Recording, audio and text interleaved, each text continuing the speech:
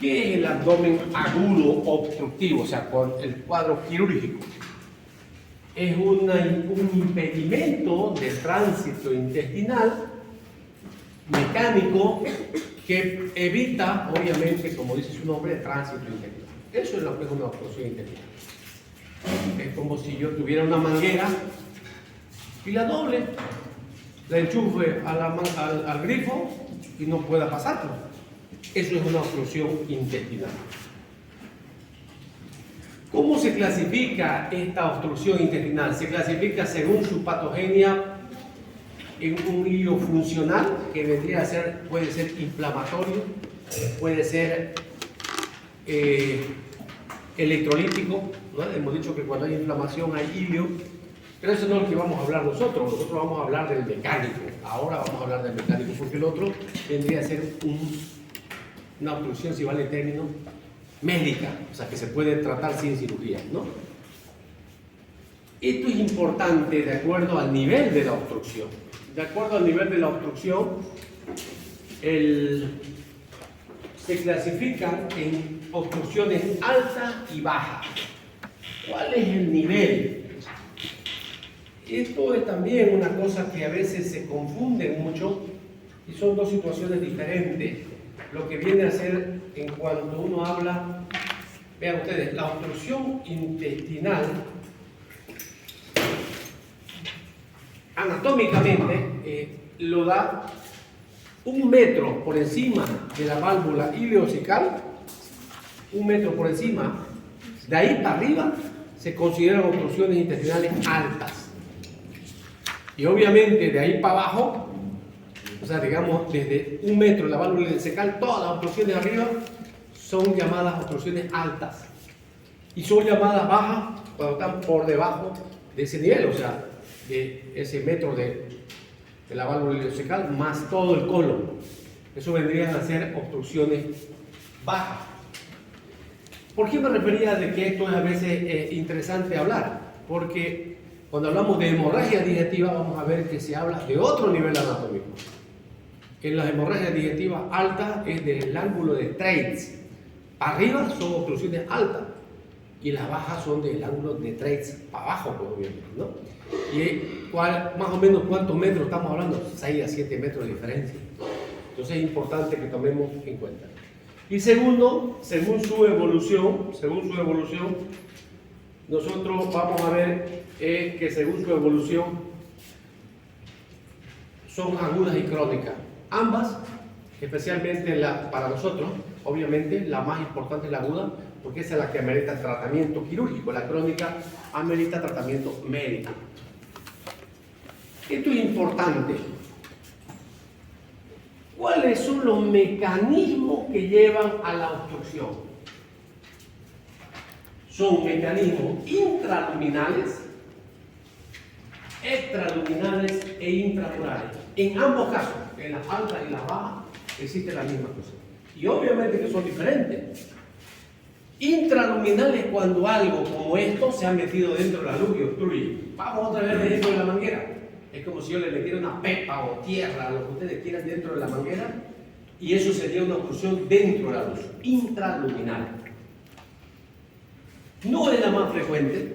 Si ponemos ejemplos, en este caso serían, por ejemplo, los casos más típicos vendrían a ser cuerpos extraños, el onicobesuar, tricobesuar, o sea, algunas cosas que la gente se traga. Por ejemplo, hay gente que se come el pelo. Es un trastorno psiquiátrico, obviamente. O sea, no se digiere. Que se hace un ovillo y se puede. En niños se puede dar obstrucciones por parásitos, por áscares. En niños. Y en la baja, esto sucede normalmente, ¿en qué caso? Escaloma. Se mete dentro. Pero como decía, no es la más frecuente. Esta es la más frecuente de las altas, extraluminales, o sea, algo de afuera. Es como, pongo el ejemplo otra vez de la manguera, alguien que pisa la manguera o que la dobla la manguera, eso es una obstrucción por fuera de la luz, por lo que se llama extraluminal, o sea, fuera de la luz. Y el ejemplo más claro es casi como esto, brida. O sea, las bridas son cicatrizaciones patológicas. Y el tercer grupo vienen a ser las intramurales. Las intramurales vienen a ser tumores. Un tumor de la pared que fue creciendo. En los intestinos, en el intestino delgado, en las altas y en las bajas pasa lo mismo. Decía el ejemplo de las extraluminales. En la alta, las bridas es el principal ejemplo. En la baja, ¿cuál será? La torsión del colon, el vólvulo, viene a ser la más frecuente. Entonces, aquí estamos viendo en cuanto a etiología, las bridas y adherencia vienen a ser más del 70%. Entonces, cuando uno está pensando en obstrucción, ya casi debe pensar en bridas y adherencia. ¿Se acuerdan cuando hablábamos en las hernias incisionales, hablábamos de la fisiología de la cicatrización? Hablábamos, de verdad, de la fase inflamatoria, fase proliferativa y la fase de remodelación. Entonces, todos, en concreto, todos hacemos cicatrices, o sea, hacemos bridas, si ustedes quieren, todos, porque es parte de un proceso de cicatrización. Pero hay un porcentaje de pacientes que se quedan con esa brida, cuando eso debería ser la fase de remodelación, o sea, la obra fina, ¿no? Entonces, eso es importante. Entonces, el mayor porcentaje, como estamos viendo, viene a ser bridas. Segundo porcentaje viene a ser las hernias. Y entre estas, ya hemos avanzado hernias. Las más frecuentes son las plurales.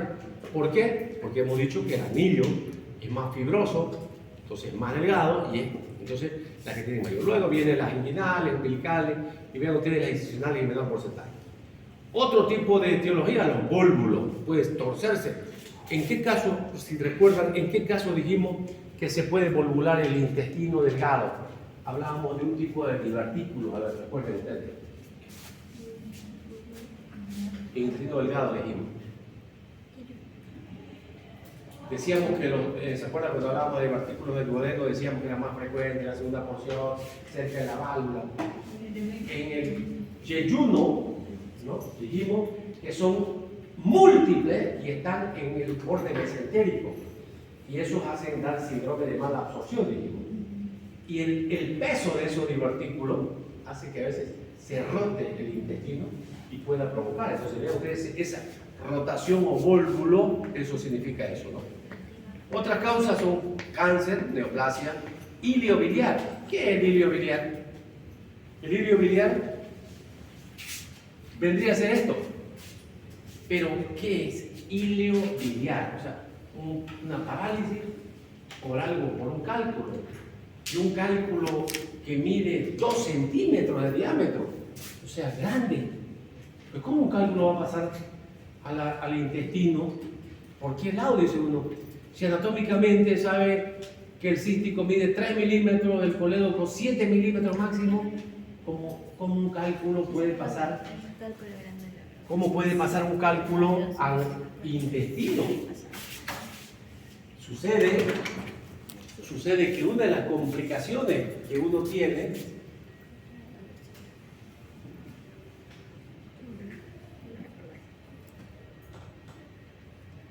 entonces, la vesícula, cuando tiene un cálculo grande,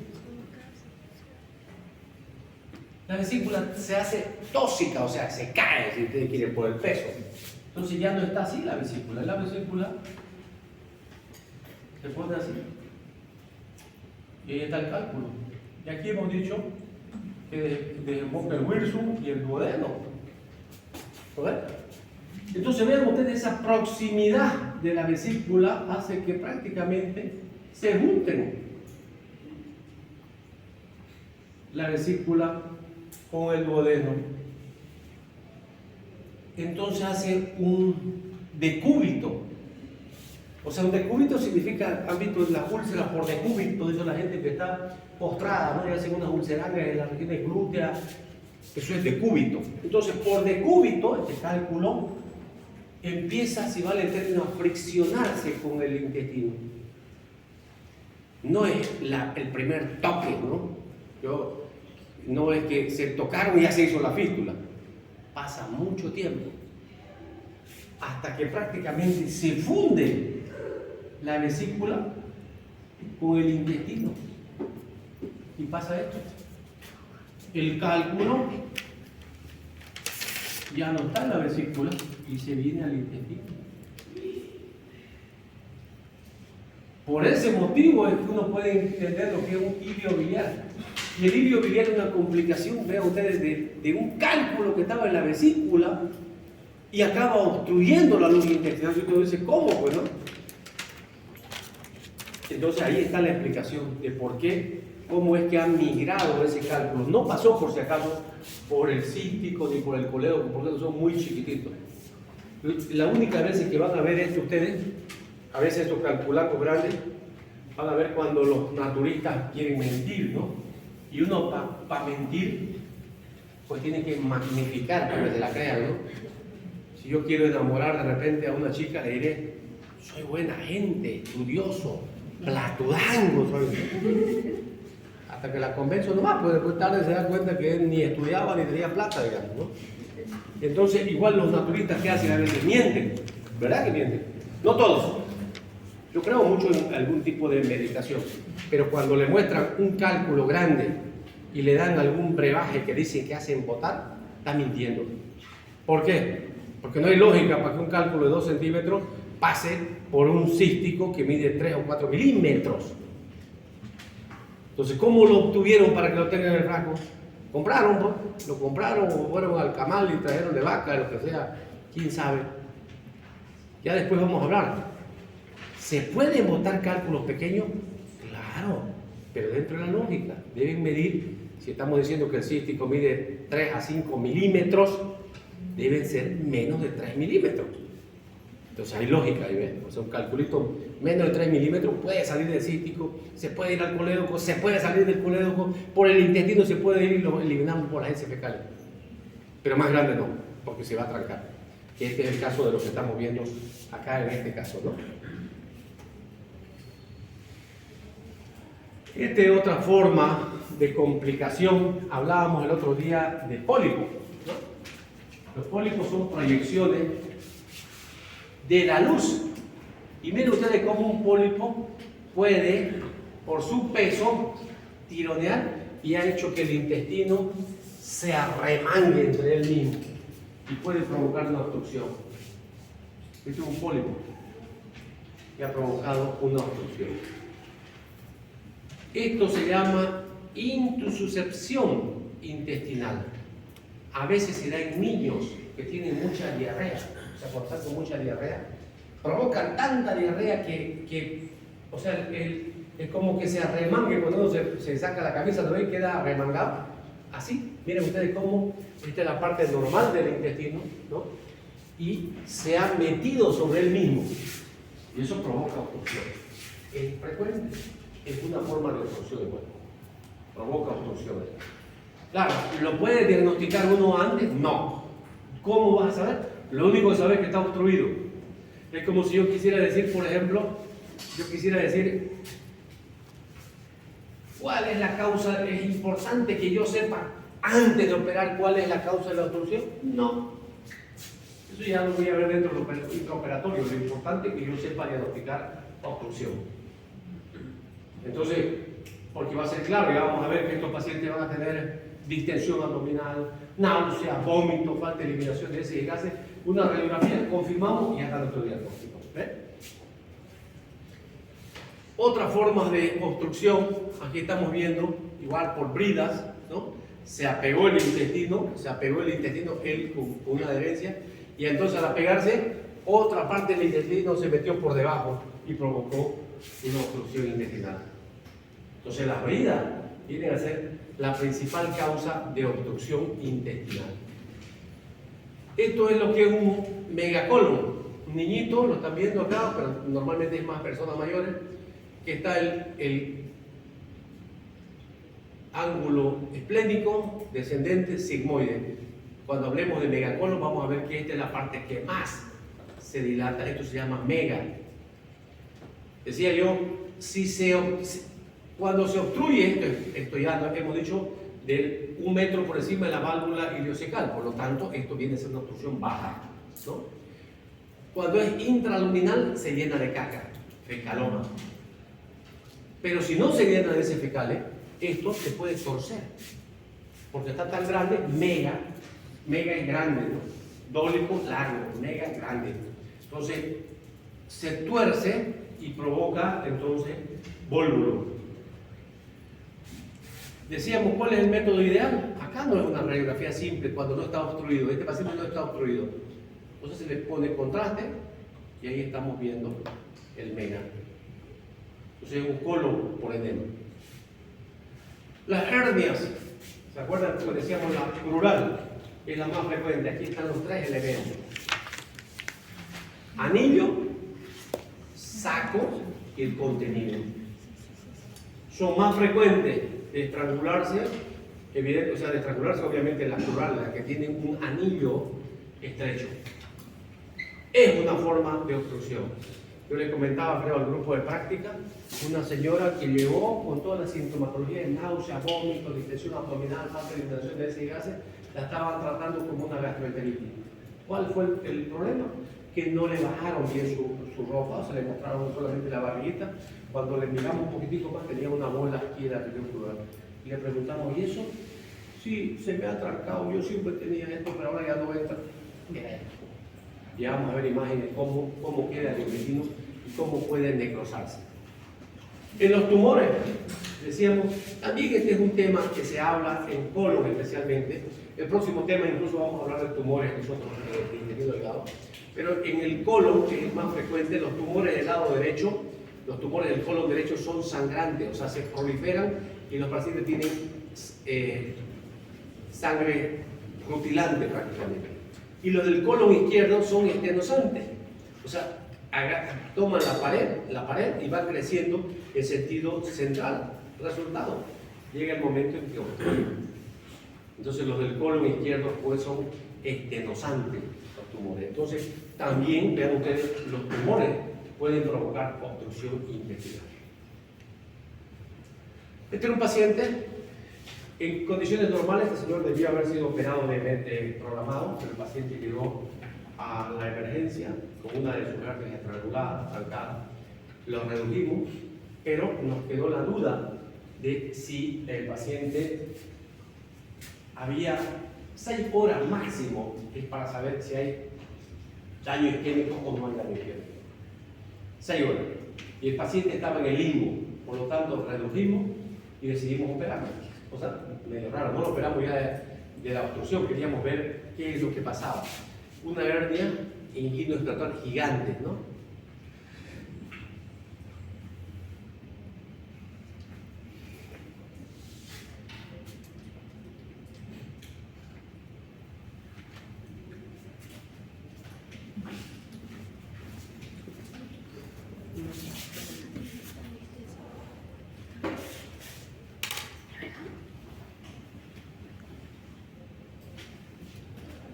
Después vamos a ver la imagen de la cirugía. Otro paciente es menos frecuente, miren ustedes las hernias incisionales, un paciente que sufrió o sea, igual una obstrucción, ya estaba en quirófano para ser resuelto. Menor porcentaje, pero existe la posibilidad.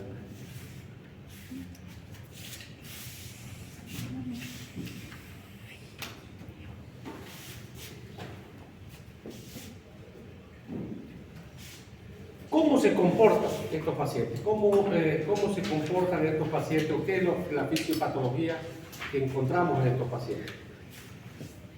Hay la obstrucción, ¿no? Se obstruye. Sabemos que la mucosa tiene capacidad secretoria y al mismo tiempo absortiva, pero al haber obstrucción hay acumulación de líquidos y gases, o sea, no avanza. Esto provoca distensión en el intestino. Un intestino distendido, doloroso, lleno de aire y líquido, ¿qué va a hacer? Vómito. Entonces lleva al vómito. Esto sigue aumentando y aumenta, al haberse sigue distendido, sigue vomitando, aumenta la secreción intraluminal, o sea, el organismo más bien provoca un tercer espacio porque al haber obstrucción, en vez de segregar normalmente líquido, saca más líquido de la mucosa. Hay proliferación bacteriana, por lo tanto hay peligro de sepsis. Hay fracaso en la reabsorción intestinal, o sea, se uno habla de que la mucosa tiene capacidad absortiva y secretoria, pero está en equilibrio. Al haber una obstrucción, aumenta la secreción y disminuye la absorción. Por lo tanto, cada vez hay más obstrucción. Entonces, esa es la fisiopatología para que entendamos nosotros. Para que entendamos entonces nosotros lo que significa la obstrucción, ¿no? Miren, aquí está la obstrucción. Acá abajo están mirando la obstrucción. Entonces, al haber la obstrucción, hay aumento de líquidos y contenido y gases. Esto provoca distensión del intestino, se hace grande. El paciente va a vomitar. Pero al mismo tiempo, al seguir la obstrucción, disminuye la capacidad absortiva de la mucosa y más bien la hace que haya más líquido, o sea, segrega más que absorbe. Por lo tanto, el paciente no va a dejar de vomitar, se va a deshidratar el paciente, no toma líquido y bota líquido más bien, entonces entra en deshidratación, mientras no solucionemos este problema de fondo.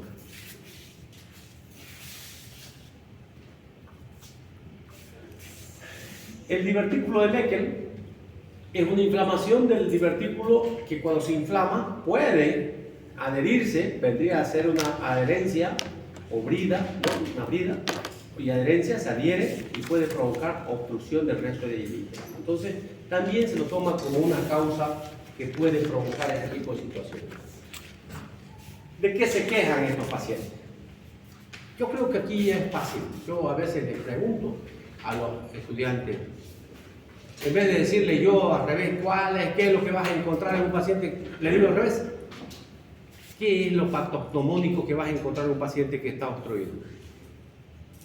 Obviamente va a haber dolor abdominal, distensión abdominal, náuseas, que pueden llegar al vómito, pero algo también importante, falta de eliminación de ese gases, ¿no? Eso es una obstrucción. Si tenés ese concepto, ya está en tu diagnóstico. Entonces, por lo tanto, ¿no? Va a depender, obviamente, también toda esta sintomatología del nivel de obstrucción. Vamos a ver que el vómito va a ser más incoercible, precoz, mientras más alta. Entonces, varía, digamos, si ustedes quieren, cómo es el vómito, pero al final tiene que haber náuseas y vómito. Va a tener mucho que ver el tiempo de evolución, porque esto significa que el paciente puede digamos, complicarse mucho más si es que no hacemos algo. Va a depender mucho del estado previo del paciente y puede también depender de las complicaciones derivadas del cuadro obstructivo. Como les decía, este paciente de por sí ya va a llevar a este paciente a que se vaya deshidratando. Por lo tanto, hay un dolor tipo cólico, que es lo más característico, vómito. Esto va a depender, el vómito va a depender un poco, la diferencia del vómito va a depender si es obstrucción alta o baja. También es pregunta de examen esto. En todos lados le preguntan a uno cómo diferenciar clínicamente una obstrucción alta de una baja. Clínicamente, por el aspecto del vómito, ¿no? Porque si la obstrucción es alta, el vómito va a ser precoz. Mientras más alta la obstrucción, el vómito va a ser más precoz. Es incoercible, significa que no cede, vomita y vomita el paciente. Incoercible, y además también tiene que ver con qué vomita al principio, lo que has comido. Yo, por ejemplo, he tomado café, digamos, ¿no? He tomado un té. Entonces, si vomitase de aquí media hora, ¿qué voy a vomitar? Lo que comí en primera instancia. Después, ¿qué voy a vomitar? Jugo gástrico. Y si sigo vomitando, jugo biliar.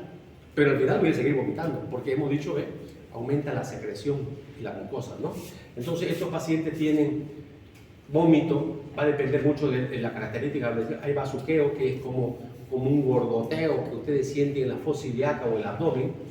Distensión abdominal, que también va a depender mucho del nivel, porque mientras más alta, desde donde está la obstrucción, de ahí para arriba, pues lo que está distendido. Entonces, en la alta, normalmente es del hemiabdomen superior. En las bajas es simétrico, si vale el término, cuando es fecaloma. En el vólvulo es signo de Bombal, hay asimetría.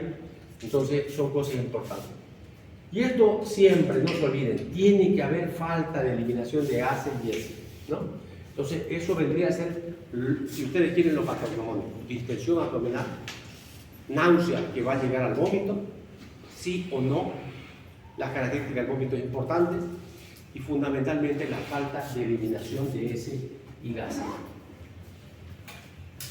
Este es un cuadro clínico interesante para mostrar, por ejemplo, vean ustedes, dependiendo del sitio, en la alta el vómito va a ser frecuente, precoz e incoercible.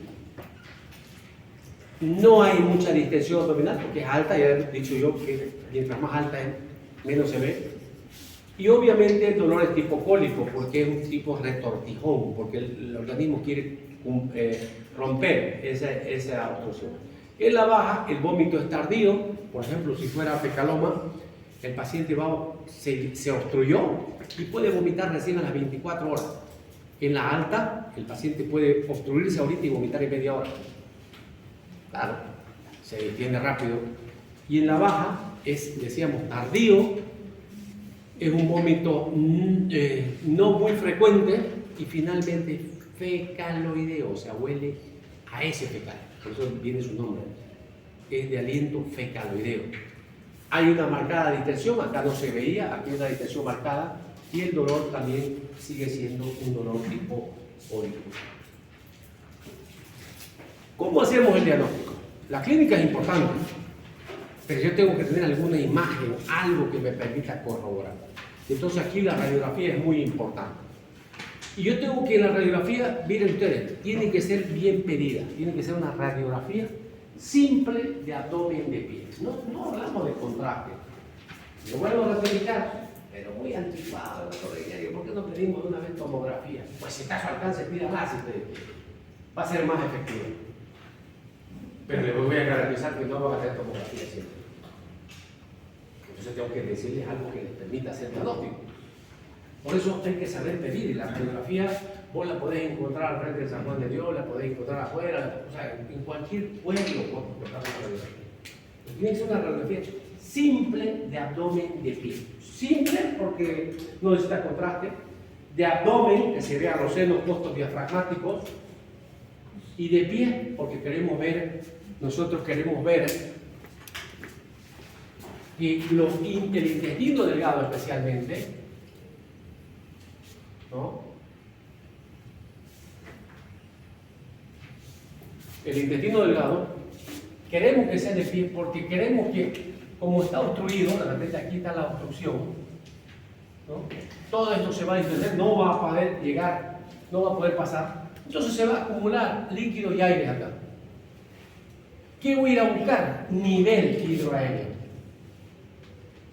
Así hace.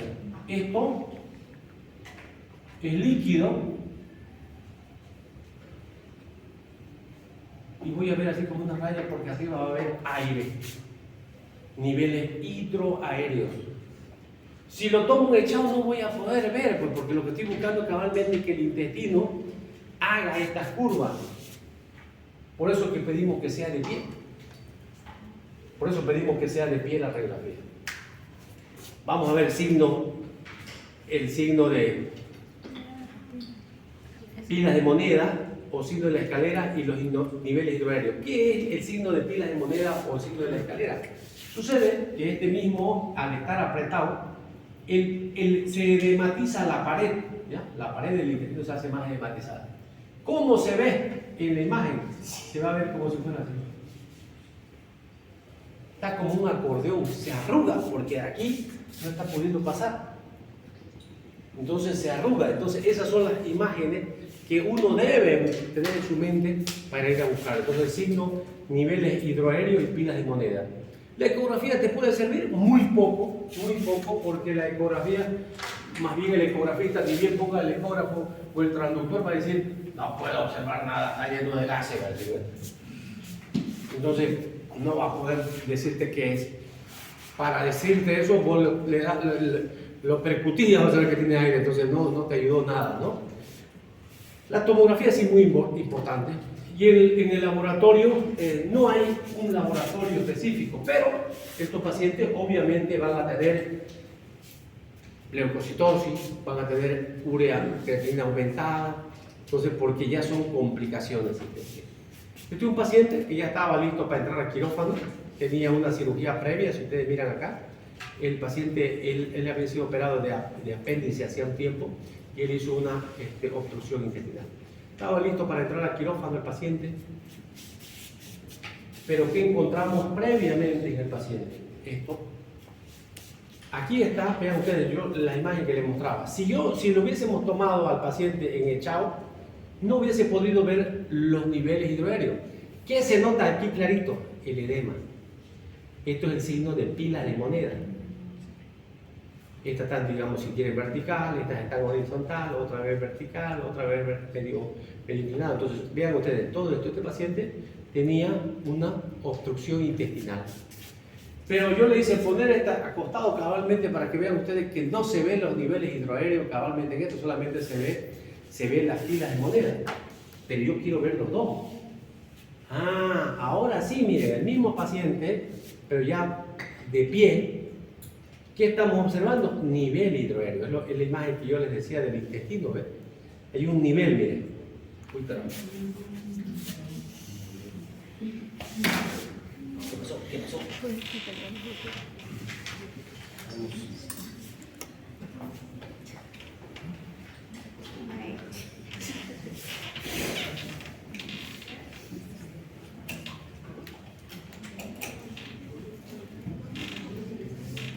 Decía yo, entonces miren, hay que saber pedir, ¿ven?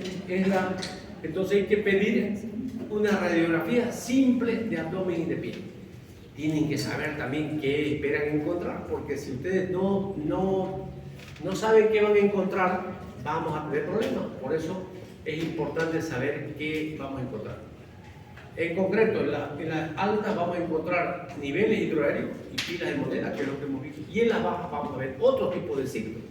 Que en las bajas vamos a ver la miga de pan, que se llama en el fecaloma, el signo de asa en omega, que es en el vólvulo, también llamado grano de café, porque es como si fuera un grano de café.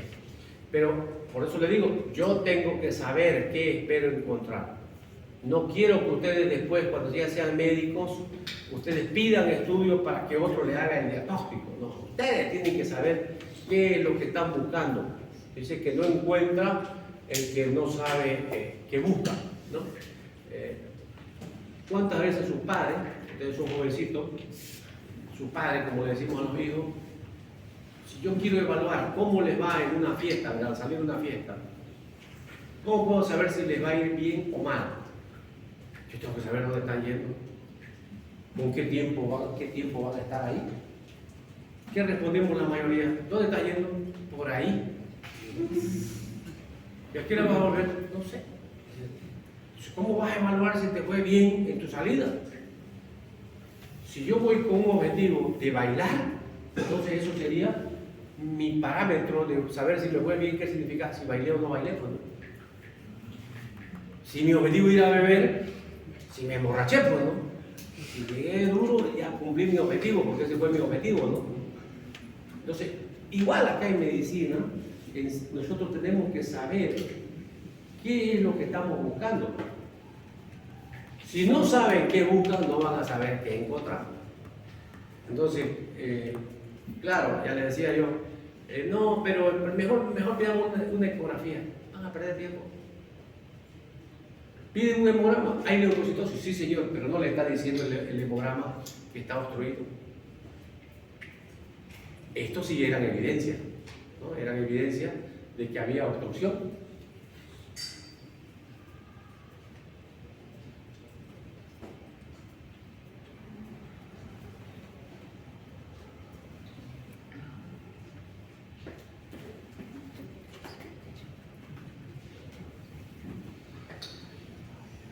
Miren, no es la misma radiografía, parecería que es la misma, no es la misma radiografía.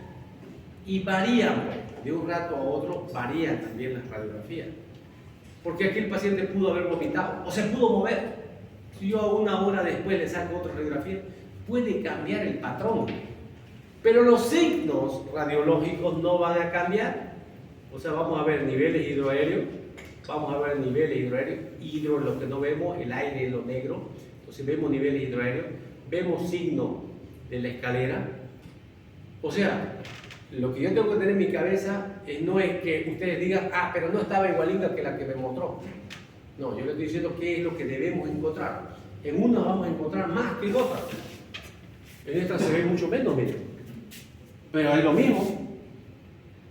Nivel hidroaéreo. No está muy la profundidad, no se ve muy bien, pero hay un poco de pilas de moneda. Otro nivel. Entonces, ya está.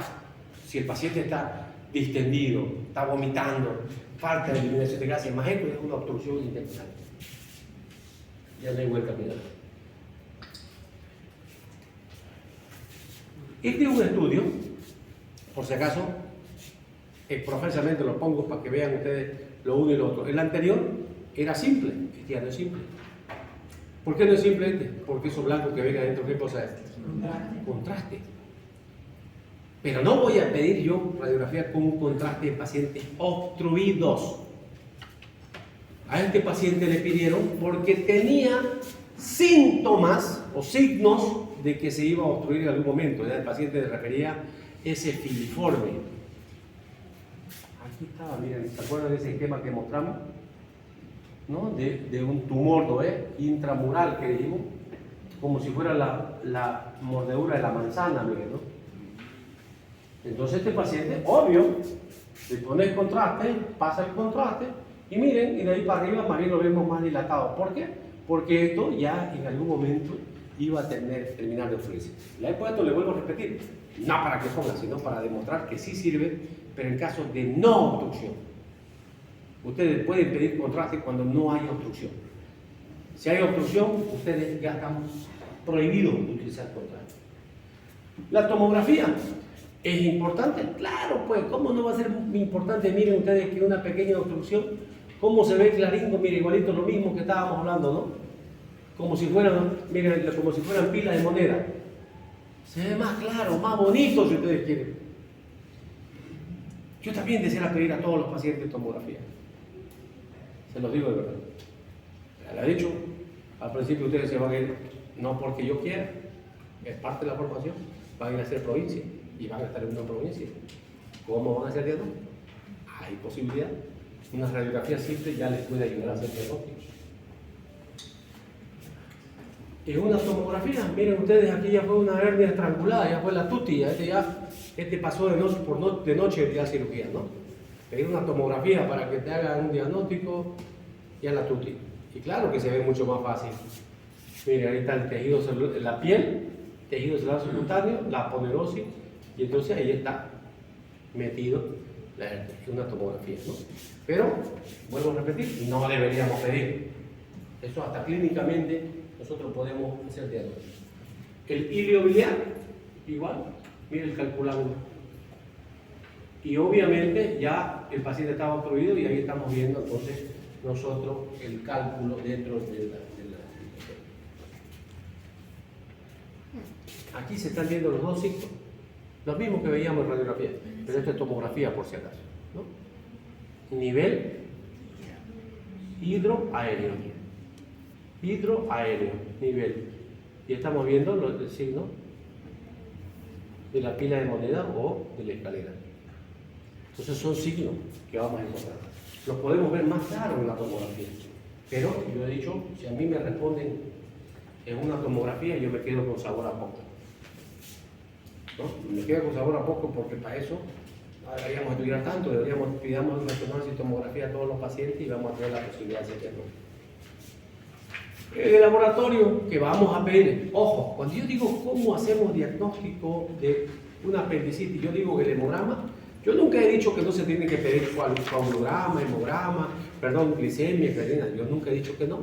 Claro que le pedís, pero ellos no te sirven para el diagnóstico de tu patología, sino para hacer un estudio integral de tu paciente.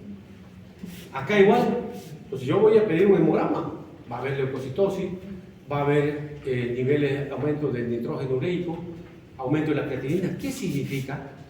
Que el paciente está yendo a una insuficiencia renal por esa deshidratación. Claro, por suerte va a ser insuficiencia renal aguda, que se revierte también con líquido. La crónica lamentablemente no.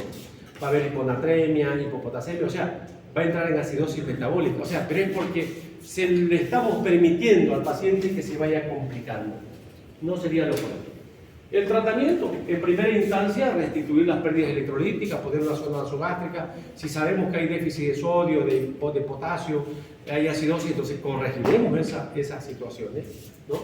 Vamos a hacer corrección de equilibrio ácido básico y fundamental, ya le empezás a poner antibióticos por esa posibilidad de la translocación bacteriana, y finalmente vas a pedir, además, obviamente, lo que hemos dicho, cirugía, porque para eso estamos, ¿no?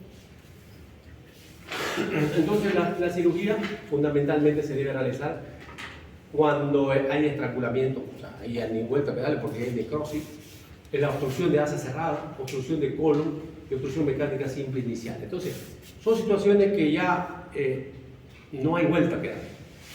Una sonda nasogástrica le alivia mucho al paciente. A veces da tiempo para que vos puedas derivar, porque no es obligatorio que sepas operar, ya la he hecho. Me encantaría que sean todos cirujanos, pero algunos de repente ni les gusta, ¿no? Pero mínimamente como médicos generales tienen que tener la capacidad de saber hacer diagnóstico inicial. Otro paciente, igual, con una hernia inguinofrontal gigante atacada. Miren el tamaño del saco herniario. Entonces aquí estaba el anillo, el saco herniario viene así, y adentro estaba el contenido, ¿no? En este paciente, fue el que les comentaba, ese es el saco herniario, un paciente que habíamos operado. En este paciente vean ustedes que dentro era derecho, miren lo que encontramos, el apéndice, no estaba inflamado el apéndice. De dañino se lo sacamos. Ya estábamos ahí, haciendo un poquito de escuela, estábamos con los residentes operando, entonces le sacamos el apéndice, me dirá si está bien, corremos riesgo, porque es una cirugía, la hernioplastia es una cirugía limpia. Y ya el cortar un intestino es una limpia contaminada. Entonces, claro, tomamos todos los recaudos, rezar un poquito o mucho, no pasó nada, pero ahí están viendo el saco de las notas, miren el contenido de lo que había, el resultado, así quedó el paciente, ¿no? Entonces vemos que cómo deshincha, desaparece todo el tamaño del saco herniario que tenía. En mujeres puede pasar lo mismo. Esta señorita venía con una distensión abdominal, náusea, vómito, falta de eliminación de heces y gases, y en región casi, o sea, por debajo de la arcada, por debajo, porque era una hernia crural, había una masa que era irreductible. Entramos a operarla y en el intraoperatorio, ¿no? Ya estamos adentro operando, vemos que el intestino se había metido ahí, por eso era que estaba distendido. Estaba metido el intestino ahí en ese orificio, estamos traccionando, se estaba traccionando el residente para poder ver, miren, y ahí estaba. Y vamos a ver cómo se necrosó el intestino, porque eso es lo que pasa después de un tiempo. Estaba necrosado, esto era lo que estaba metido ahí, por eso era su molestar. Entonces, y hay perforación, miren, de un lado y del otro. ¿Qué hicimos? Cortar acá y anatomizar, o sea, anastomosis terminal. Pero miren a lo que puede llegar una hernia no tratada, llega a una obstrucción intestinal. En la brida hace, yo creo que le voy a contar una anécdota. La vez que creo que gané más fácil de repente una plata, fue ayudándole a mi mentor, con el que yo operaba, el doctor Roberto Pérez.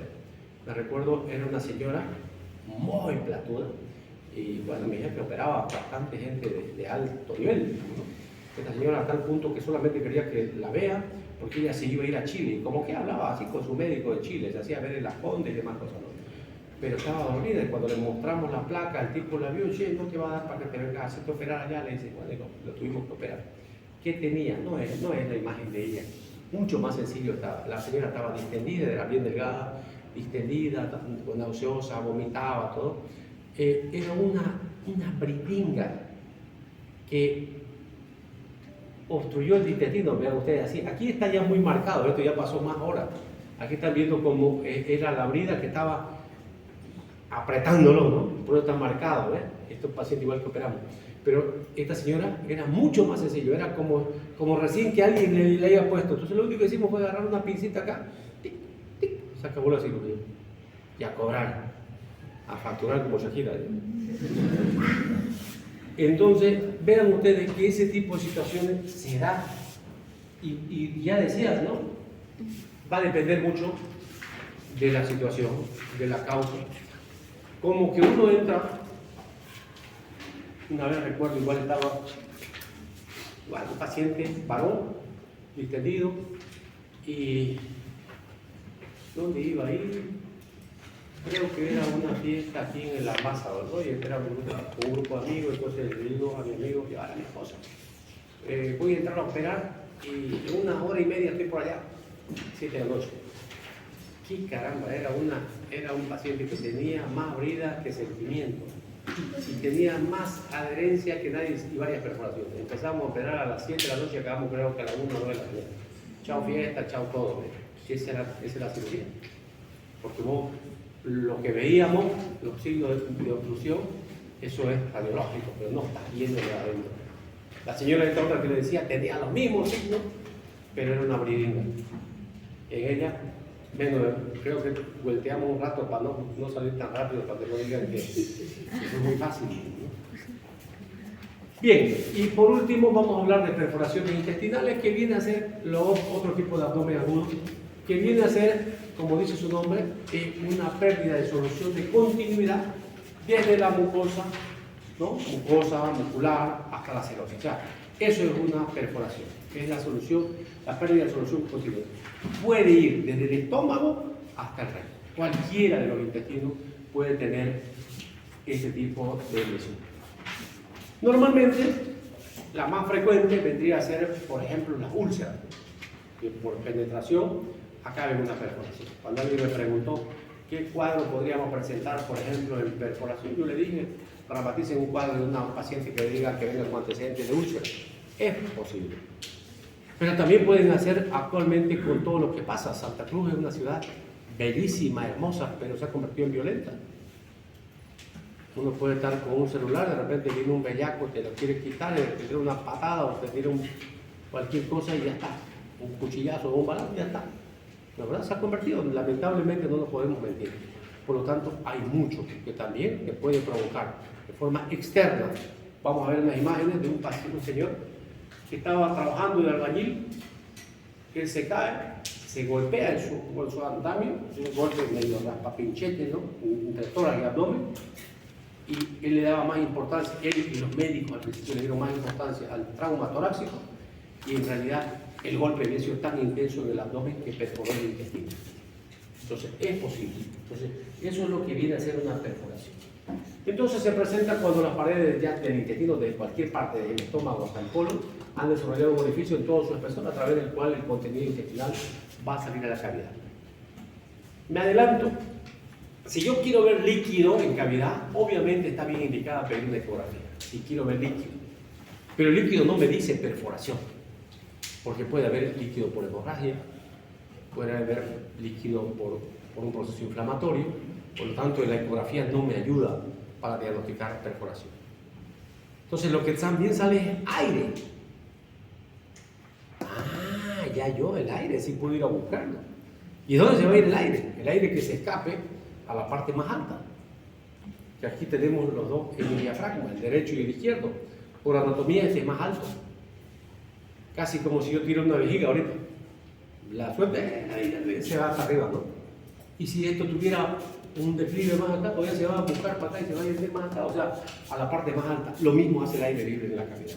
Libre, digamos, no estoy hablando del intestino. En el intestino hemos visto que buscamos el nivel hidroaéreo. No, acá el aire libre se va a venir a la parte más alta. Entonces, bajo ese concepto, lo que yo ya tengo que pensar es cómo voy a ir a buscar aire libre en la cavidad abdominal. Esta es una radiografía tóraco-abdominal. Pulmón izquierdo, pulmón derecho, diafragma izquierdo, derecho, hemos dicho que es más alto.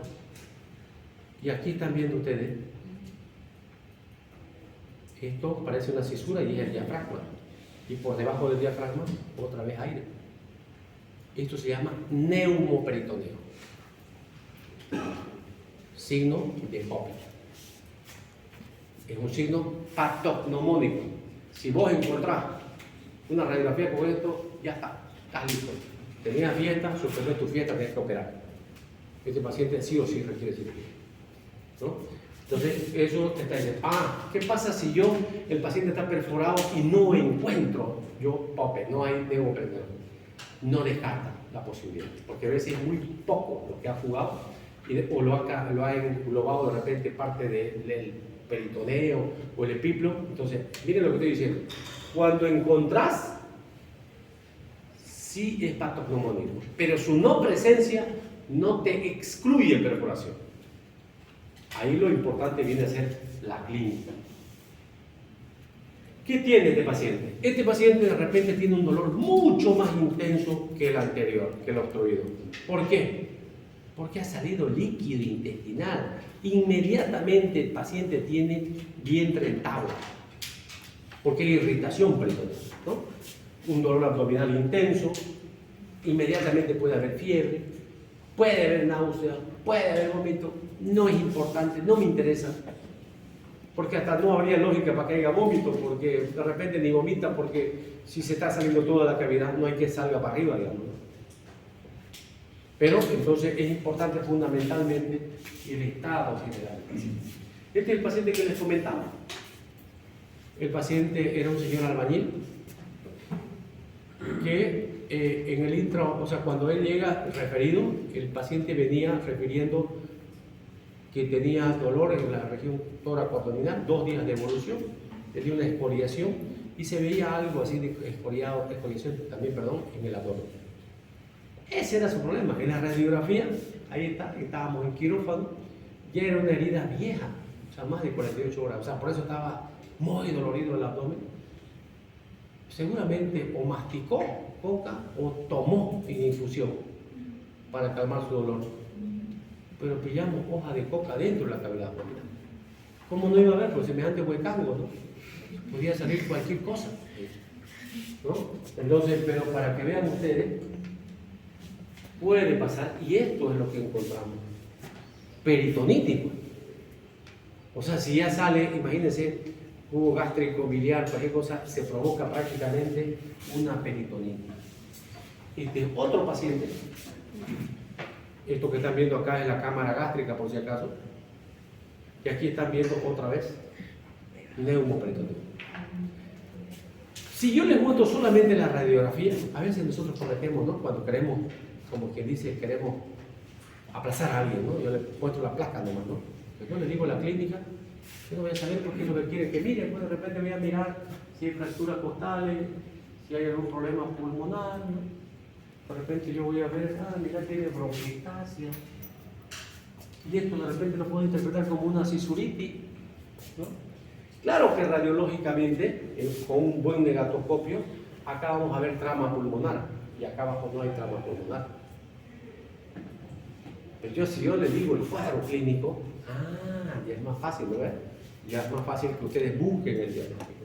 Entonces, esto es patognomónico, les decía, de perforación intestinal, patognomónico, no hay vuelta que darle. Y este paciente está obstruido. Este fue otro señor. Miren ustedes, les decía, esto fue un paciente de la cárcel. Y en la cárcel no crean ustedes que la gente la pasa, no la pasa tan bien. Se pelean entre ellos, hay armas. Y esto fue una pelea entre reos con punzón. O sea, las heridas internas parecían insignificantes, pero el paciente estaba muy dolorido. Le sacamos radiografía, no había neumo. Cuando entramos al intraoperatorio, tenía como estas perforaciones más de 10, como anticucho. Claro, entró, digamos, imagínense el punzón, y uno dice, ¿de dónde? ¿De dónde va a haber punzones? Ellos tienen que buscarse, no lo justifico, legalmente nuestras cárceles no son cárceles. Es mucho nombresango, ¿no? Centro de rehabilitación, dice, ¿no? Que así deberían ser. Es un delito cometer, es algo insalvable cometer algún problema en la vida. Yo creo que no, porque la cosa está mezclado por lo mismo, ¿no? El que debe plata, el que no, porque no pagó pensiones, contra el que mató, contra el que violó, todo mezclado ahí. Entonces, esto también era unas perforaciones intestinales. Por eso le decía, no merita, digamos, esta señora Fue otro caso diferente, completamente diferente. Tuberculosis miliar, si ustedes miran, tuberculosis miliar. Y la tuberculosis miliar tiene dos formas, la tuberculosis miliar puede hacer también formas extrapulmonares. Esto es una forma pulmonar, ¿no? Las extrapulmonares hacen tuberculosis peritoneal. La forma de tuberculosis peritoneal puede hacer dos formas: la líquida, que es la que hace ascitis, y la seca, que es la que se hace como brida. Esa que hace seca, acaban perforándose. Esta señora, a su mala suerte, era delgadita, también estaba en palma sola, porque así nos llegaban muchos de estos pacientes, los pacientes llegaban muchos de estos pacientes al San Juan, ahora un poquito menos por lo que está más cerca el francés, pero cuando le sacó a uno de los residentes, le sacó la radiografía porque ella tenía dolor de abdomen, y encontramos esto: neumopreno, se perforó sobre el llovido mojado. Aparte de la tuberculosis, se perforó síntoma. Y eso, una vez que se perfora, no tenés otra chance, ¿no? El mismo paciente que le mostraba hace rato, no tenés otra chance de operar. Cuando hay en apendicitis, puede acabar en esto, en grandes orificios. O sea, se puede digerir tanto que acaban con este tipo de cosas. Y entonces puede haber perforación colónica por pancreatitis, por apendicitis. Se pueden perforar los intestinos. Entonces, la clínica obviamente es posible. Y el tratamiento, ya está. Obviamente, como dice, no hay duda que tenés que entrar a operar, y lo que tenés que ir es a cerrar eso, en esos procesos.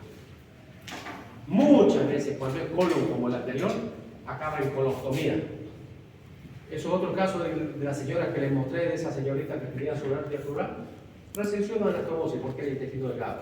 Ese otro joven, el que estaba con varios, por más que tenía 8 huecos en su intestino, igual, fue solamente sutura tráquea. Cuando es colon es más complicado, tenés que hacer normalmente colostomía por la alta contaminación que existe.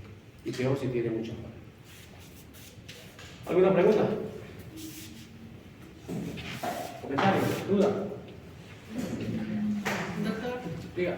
disculpe, cuando en el caso de la mujer que vino con tuberculosis y también perforación, cuando vieron el signo, ¿cómo saber en qué parte está la perforación?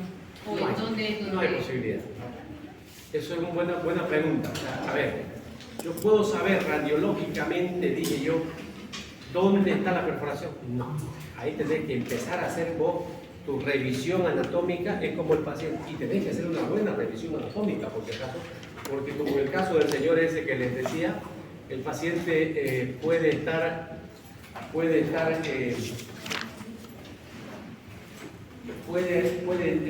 puede estar, digamos, en un solo sitio, o puede estar en varios sitios, ¿no? Tenés que revisar desde arriba, desde prácticamente el estómago. No hay ninguna posibilidad que sepas dónde estaba la perforación. Decírtelo. ¿Y el corte dónde lo hacen? Mediana. Si la pregunta dice qué tipo de incisión, decir, ¿no? Sí. Mediana normalmente, pero actualmente ya existe la posibilidad de que haga cirugía laparoscópica. O sea, existe la posibilidad. Pero es mediana. La incisión, cuando es abierta, una incisión de aquella, desde apéndice sifoide hasta el púbico. Yajaira Abato, Jessica Acosta, Araceli Amaya, Mildred Ancieta, José Carlos Báñez, Charles Andesana, Abigail Apaza, Sharon Arias,